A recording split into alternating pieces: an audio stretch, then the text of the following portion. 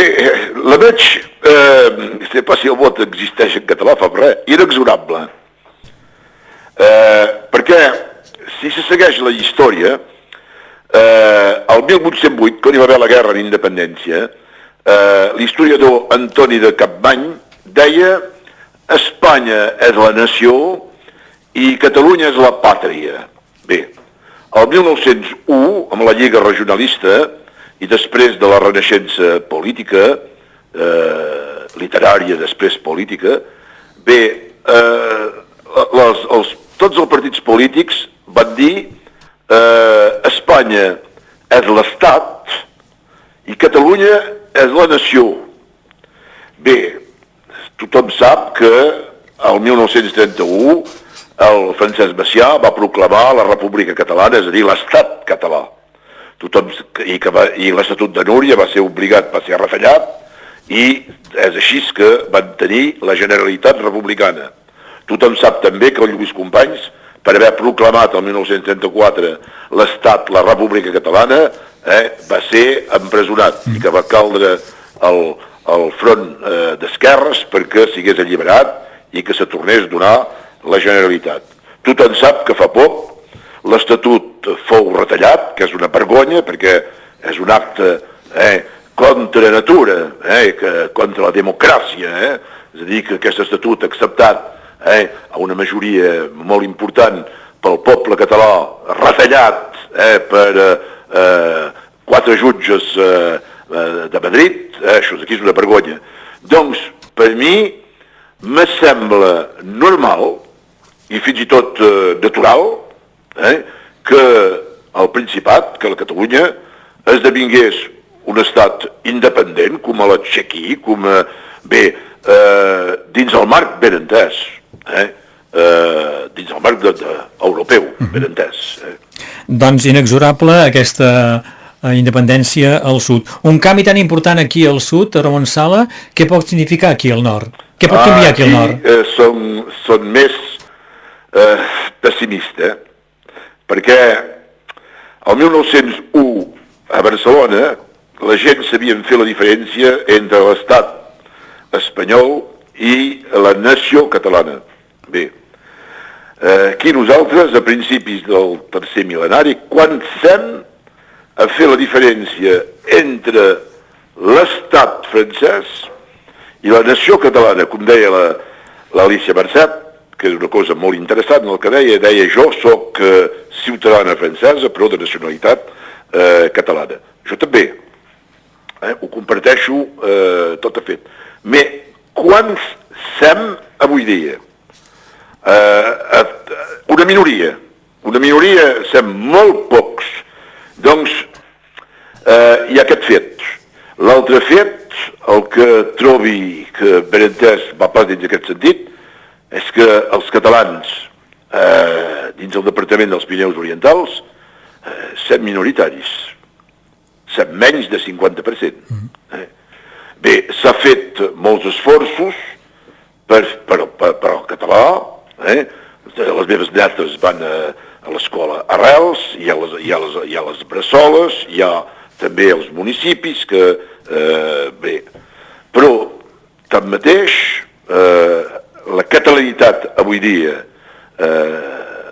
dins els Pirineus Orientals, vos mateix, amb la ràdio, és una cosa... Bé, resta marginada i un testimoniatge que no s'esborrarà. Això en són convençut. D'acord, Ramon Sala, però més que demanar-vos si és possible la independència aquí al nord, jo voldria que em diguéssiu quines coses canviaran, perquè si hi ha un canvi tan radical aquí a 40 quilòmetres, estem a Perpinyà, alguna cosa ha de canviar a nivell de mentalitats, a nivell de relacions econòmiques, a nivell de panorama polític, què pot canviar aquí al nord? A nivell de mentalitats, poca cosa. Enfortirà el testimoniatge de catalanitat. Això és una cosa segura, Doncs, a nivell de mentalitat, a nivell econòmic, molta cosa.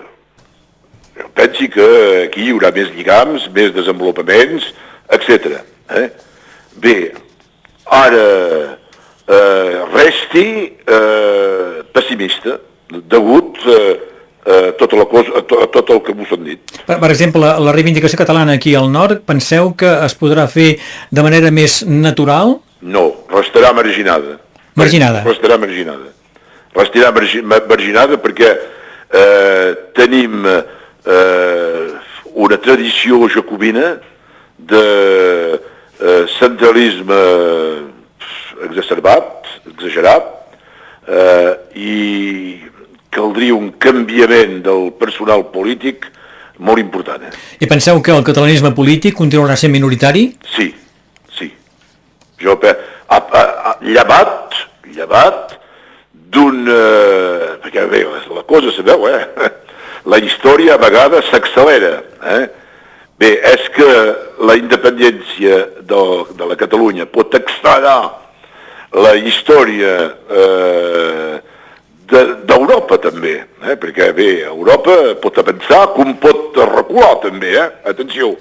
Doncs si hi ha un trasbalsament que vagi dins el sentit que semblaria un sentit natural, perquè sense Europa, molta gent avui critica en Europa, però sense Europa sempre res, cal dir les coses com són.